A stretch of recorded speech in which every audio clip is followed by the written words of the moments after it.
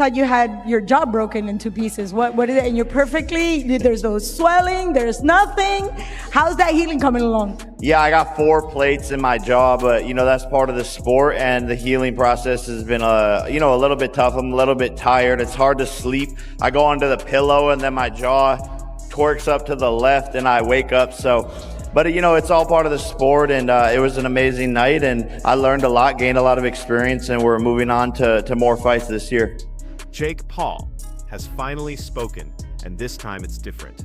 For the first time since his brutal fight with Anthony Joshua, Jake Paul has broken his silence following scary jaw surgery, confirming that he now has 2 metal plates permanently implanted in his face. And suddenly the conversation has completely shifted, because this isn't just about losing a fight anymore, this is about whether Jake Paul can ever fight the same again. According to Jake, the surgery was unavoidable. The damage from that Joshua fight was real, severe, and far worse than people initially believed. Yeah. Like you would assume that wealth would take away your drive for competition. Yeah. He's also nuts, right? Just the fact that he's willing to fight the 2-time heavyweight champion, former Olympic gold medalist. Yeah. A guy who's gigantic in his prime, built like a Greek god. Yeah. And you're going to stand, and he's a one-punch killer. And you're going to stand in front of that guy, and he avoided shots till the 6th round. He just started getting tired. Yeah, his movement in that fight was crazy. It was very good. Yeah. It was very good. He was really keeping him moving around the whole ring, and then you can't afford to get tired. That's the thing is, like, he gets tired in a lot of his fights in the later rounds. You should really sort that out. Because if he had a much bigger gas tank, like if he was training with like some of these elite world-class strength and conditioning coaches and just worked on his cardio, he'd be beating way more guys. You think so? Yeah, 100%. But it's like what he's doing is learning how to box, and he's boxing and he's training hard for sure. But to get that world-class gas tank, you need like a Sam Calavita, you need like a Nick Curson, you need like these plyometrics experts that got heart rate monitors on you, and they're checking when your recovery is ready and go. Yeah. And you're fucking yeah. You need guys monitoring your recovery, monitoring your heart rate variability, your VO2 max. I couldn't believe it. I don't know, and maybe he is, maybe I'm wrong, maybe he is doing that, but whatever it is, it's not enough. It's not enough. I broke Jake's jaw. His teeth look a bit removed as well. Yeah, his teeth have come out of place. But credit to him, he done well. But I told him what was going to happen, but it just took 6 rounds to do that. People will criticise you for going 6 rounds with Jake Paul. How do you feel about that? I deserve it. Why? Come on. Because Thank you, Logan. A shattered jaw, broken teeth, plates inserted to stabilize his face, and while he insists he'll be back, the boxing world isn't convinced, and neither are the fans. Because once you take that kind of damage, everything changes. Confidence changes. Instincts change. Your willingness to stand in the pocket changes. Most people wouldn't have the balls ever to step in a boxing ring in their life. He stepped in a boxing ring with one of the baddest men on the planet, who's 40 pounds heavier than him and 6 inches taller. That's insane. He's one of the most skilled fighters on the planet. My brother, as a fucking YouTuber, went 6 rounds with him in a fight with a broken jaw and rolled ankle. I'm so proud of him. That was just unbelievable. I saw you talking crap to AJ at one Bro, I point. was trying to get his head. I think I pissed him off. I was just saying fuck that shit. I love AJ. Yeah. But bro, I saw you going them. I was talking so much. But I just pissed him off. Then he broke my brother's jaw. Fuck this guy. Broke his jaw, huh? Yeah, his jaw's fucked. He don't care though. Jake's having a fucking blast. Yeah. We'll see him back again for sure? Yeah, for sure. Thank you, Logan. Thank you guys. Appreciate you, brother. Your chin. I mean, anyone who questioned whether or not you had a chin, I think the answer to that question was proven last night. Bro, you can take a shot. Anthony Joshua hits you with probably his hardest shot that we've seen drop every other single fighter that he's fought. Yeah. And he hit you in the face, and not only did you not get knocked out, you dropped and said, wow. I was like, wow, that was nice. I was on the ground, I was like, that was a good shot. Dude. Did he surprise you with his power? No, to be honest, no. But, I mean, he surprised my jaw. It's literally Off your snapped, face, bro. It's literally snapped. Dude, when completely snapped. After the fight, you were like, I think like one of my teeth is, and you open your mouth, and I was the first to see it. I went, oh, you broke your jaw, dude.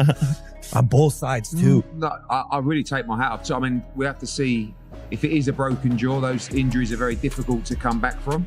But as AJ said, like that last shot would have knocked out a lot of heavyweights. And I know he went down heavy, but you know, he was conscious on the floor.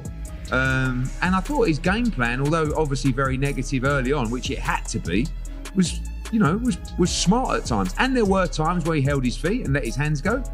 You know, it was a very one-sided fight. It was always going to be a one-sided fight, but you can't give him anything but credit and respect. There's a lot of negative people out there. There's a lot of people who want to criticize people. They're not doing what Jake Paul's done. He just went in with Anthony Joshua and gave it his best shot. Took a lot of punishment and ended the fight eventually on his feet after the stoppage. So, you know, I think he'll have to see physically how that jaw, I don't know the severity of it. It's a very difficult injury to come back from, but he showed he's got ability, and that's what we said. You know, he's dedicated to the game. Is it fixed? Are any of these fights prearranged? Are they fixed at all? Is there any discussion about, hey, you take an L, you're going to go down here? Because everybody says, oh, you held fucking Mayweather up. Mayweather held your brother up. It's bullshit. I don't know about anything else in the fight. I'm talking about my fights. I can't speak to anyone else's fights, but also highly illegal. Like, you go to prison for the rest of your life type shit. Well, with the Ben Askren fight, you know, I actually believed you would have beaten Ben Askren. I just, like, he didn't look in shape or at all. But I feel like, in my opinion, it was kind of fixed on how early you knocked him out. Like, I don't know. That's just... People think the Mike Tyson fight's rigged. And you think Anderson Silva's going to lose. You think Woodley's going to take a fall. You guys, you know these guys. Yeah, no, I didn't think Anderson would take a fall. But I ain't going to lie. I hate that you knocking out MMA fighters. And I understand that, but just say that. You don't got to say like, oh, bro, he's on steroids and shit. Come on. It's a federal crime. It's illegal. Like, hey, he made a good point. He said it is illegal to fix fights. It is. Because people be betting on that shit. And bro, people think I'm like a multi-billionaire. They think I'm a billionaire and like, oh, he paid somebody $40-50 million to take a fall like that, bro. I don't have that type of money laying around to throw at people. Hey, I'm sorry to have to ask you this, but I know you probably signed NDA, but blink twice if that Jake Paul fight was set up. Blink twice. I know you probably I don't never blink because I got these liberty eyes. I don't need much air, you know what I mean, to keep them open. A lot of people wonder that, but think about this. If I say, Rampage, I'm gonna pay you $2 million, right? That this dude beat you, what you gonna do? You're gonna feel disrespected, number one. Yeah. Right, that ain't enough money. Yeah. But I got paid in the Jake fights. For me to do that, I gotta be willing to walk away for good, and they gotta set me up for a while, at least not for life, but something like 20-something million where I can invest it and fall off in the shade, because that's what you would have to do. Would I do something like that? You would have to know me to know I'm too solid of a guy to even have somebody walk to me and ask me. Yeah. What happened to me is what was gonna happen to him had he dropped those hands. Before we fought, I said, hey, you can knock me out and I can knock you out. I'm gonna try to fuck you up tonight. For a fighter like Jake Paul, someone who relies heavily on pressure, toughness, and belief, that mental shift could be the biggest battle of his career. Jake admitted that the Joshua fight taught him hard lessons. He said he underestimated the danger of facing a fully grown heavyweight with real knockout power. He said he now understands what elite boxing actually feels like, and more importantly, what it costs. And that's where the speculation explodes. Does Jake Paul come back against another massive name to prove a point, or does he quietly rebuild against a safer, stylistically favorable opponent? The Joshua fight changed everything. I was on board for the whole experiment. And when that started, what that was going to be was celebrity boxing. But then he came out with the competitive side. I want a shot to be world champion. I want in there with Canelo. I'll step in there with Joshua. And you had this segment of the population that for whatever reason was not willing to concede that he was working hard, that he had big goals, and that he was secretly a tough guy. All options are on the table. Boxing, most obvious. But he's always had some ideas about MMA, and I think a walk against Anthony Joshua, broken jaw, and the respect of people that actually know what they're looking at. But I think all options are on the table for Jake Paul, including retirement. Stands. Boxing is not a game. Fighting is not something you pick up and mess around with, right? If you're a fighter, if you're a boxer, if you're a mixed martial artist, right, you have to take this seriously and you have to respect the game. That's why when he fought Anthony Joshua, I scoffed at it. I talked a little bit of because of the lunacy. And I said, someone's going to end up dead. Someone can die. 10 to 13 boxers die per year. It is not a game. Now, of course, the man wants to make money and he wants to box people and he wants to entertain his fans and thrill audiences. And that's great. And God bless him. Fair play to him. The man is very, very successful. I've never talked about that. I've only talked about a 58-year-old Mike Tyson, or fighting retired, semi-retired UFC legends and then talking about them, right? All I've ever said is box someone your own age and size. And then this thing with Anthony Joshua, I was like, this is crazy. Now let's talk about the actual fight for a second. It happened in the 6th round, and it happened in a 22-foot ring. A typical ring is 20 foot. This one was 22 foot because he wanted a bigger room to operate, a bigger space, a bigger ring, somewhere to run away and be on his bike and stay away from Anthony Joshua. Now, I don't blame the guy. I'd have done the same thing, right? Because Anthony Joshua is gigantic and has the kind of power that could potentially do that to you, right? Maybe it's real, maybe it's AI, right? Either way, his face is going to be swollen today. That's a fact, right? The bigger ring gives you more space. Jake Paul did about 5 miles of road work, shot about 25 double leg takedowns because he didn't want to stand there and go toe to toe with him like Francis Ngannou did, because he knows what would have happened, okay? And ultimately, it ended up happening anyway in the 6th round. And yeah, okay, he's going to have the street cred of standing there and say, I went 6 rounds with Joshua. He didn't go 6 rounds with Anthony Joshua. He ran around, he avoided the fight, and then ultimately got clipped, okay? They made $92 million each. Fair play. That is insane money, okay? And before you will start, there's no jealousy here, right? You can't be jealous of other men, but we're allowed as fighters to critique things like this, what we see, right? I've been in there, I've knocked people out, I've been knocked out, I commentate fights. This is my life. This is what I talk about. Now, on this post here, let's just have a look at this real quick. Whoever this person was is laughing, I think, and they're probably laughing because it's a fake post, it's AI. But the first person that responds is Andrew Tate, okay? 39 years old. Clearly, he got hoodwinked by the AI as well. Now, he says, why are you laughing at a man braver than you? And that is a great point. Okay, and the reason that Andrew Tate said that is because he also fought on Saturday night. He stepped in the ring at Misfits in Dubai, went up against Chase Damore, and I gotta say, he didn't look very good. Really clean was the final shot, but you know, he never flatlined Jake. I mean, he did break his jaw in 2 places, which is a disaster. But there are a lot of heavyweights that would have been out cold from that right hand. I mean, one of them was Francis Ngannou in a pretty similar shot, really. Do you know what I mean? So I actually give Jake unbelievable credit for doing it in the first place, but his performance as well. I mean, I stand by the fact that I think he's just a decent cruiserweight, but like, he did go in with Anthony Joshua, and look, the world is full of criticism and opinions and negativity. Who else is doing what he's doing at what is he, late 20s? I mean, quite phenomenal. I mean, the guy's a complete madman. I'm watching him come out to that ring walk, and he's just an incredible entertainer. And I'm sort of standing in the ring going, is he for real? And he did all right. I mean, I know people will talk about the holding, but his job was to survive. And he survived for nearly 6 complete rounds. By the way, he's remarkable. You just referred to him as a decent cruiserweight. So I'm wondering, has he officially graduated? We all remember that face-to-face many, many moons ago. I was in the middle. You called him an average fighter, right? Yeah, he was very definitely offended. Graduated. Okay. Yeah, I did say it before in the build-up to that fight. I said I used to think he was an average fighter. Now I just think he's a decent cruiserweight. In my opinion, nowhere near world class. But how many are? I mean, you know, he's obviously got a really decent chin. Maybe not anymore, but he did have a decent chin because the shots that he stood up to and the final shot, like he was conscious. He was trying to get up. Do you know what I mean? So I said before, like he's dedicated himself to the sport. He's having serious training camps. He's got the best facilities. He's got the best training. He's got good sparring. So he's definitely improved. And, you know, it's probably a mixture of a little bit of rust from AJ, just, you know, and the fact that he wasn't overly rushing. Because make no mistake, a jaw with metal plates is not just a medical issue. It's a psychological one. One clean shot, one flashback moment, one instinct to pull away.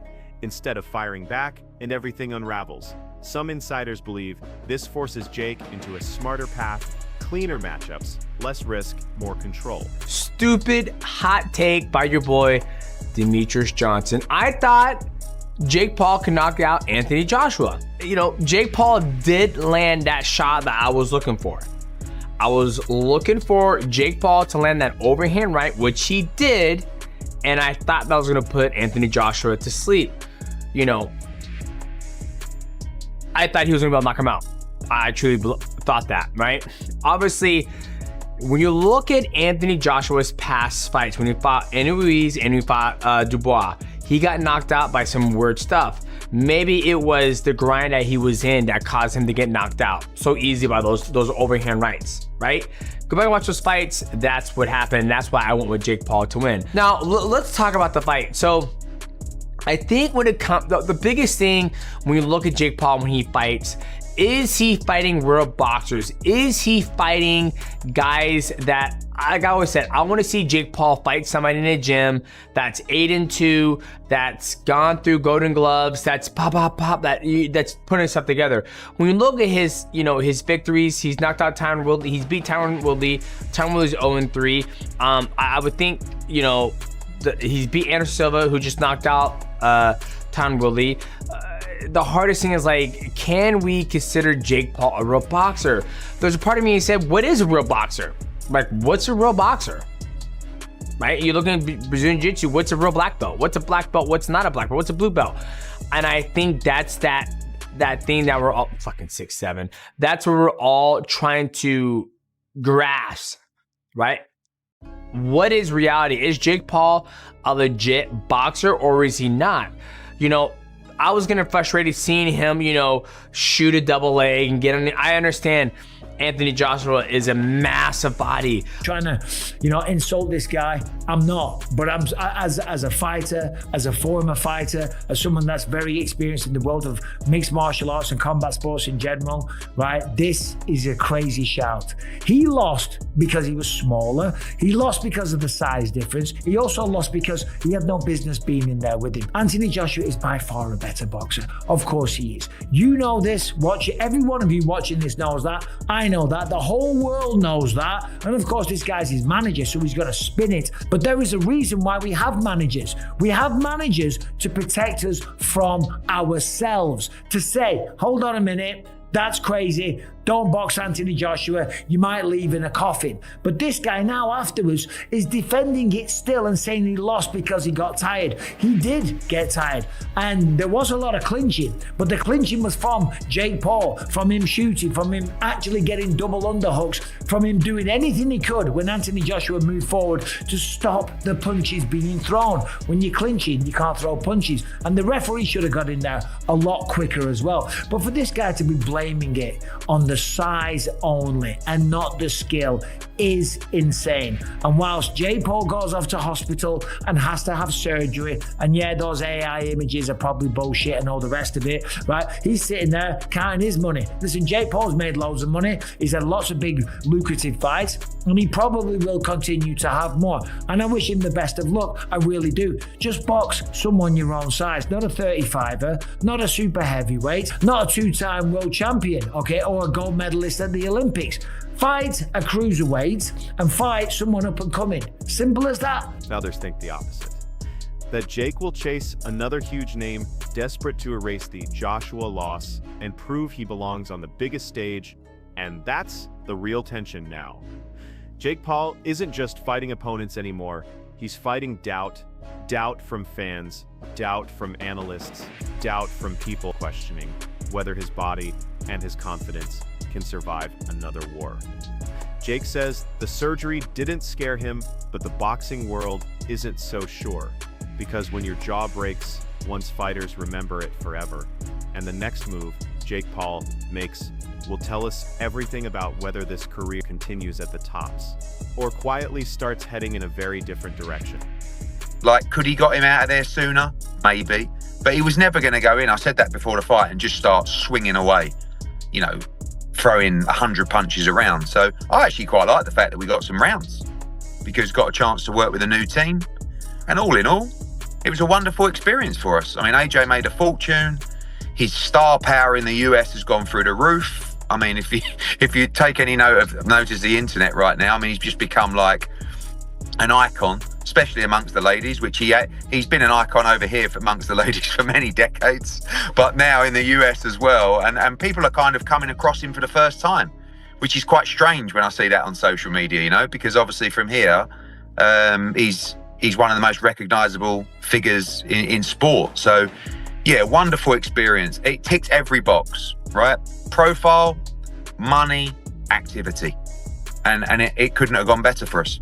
Okay, so there's a lot I actually want to ask you about what you just said, but I was just talking about that, how I've been watching AJ since the Olympics, have admired, I think I watched every single one of his pro fights. It's an honor to work his fights, and to see online Americans and American women almost stumble on him like they just found it, like he's a rookie. Who's this guy? Yeah, I know. Who's this Greek god? Who's this? Oh my, they're like infatuated with him. Does that, obviously it makes you chuckle because you've known him for so long, but does that change any sort of future plans for him? Like, hey, we need to bring him back to America. There's something there.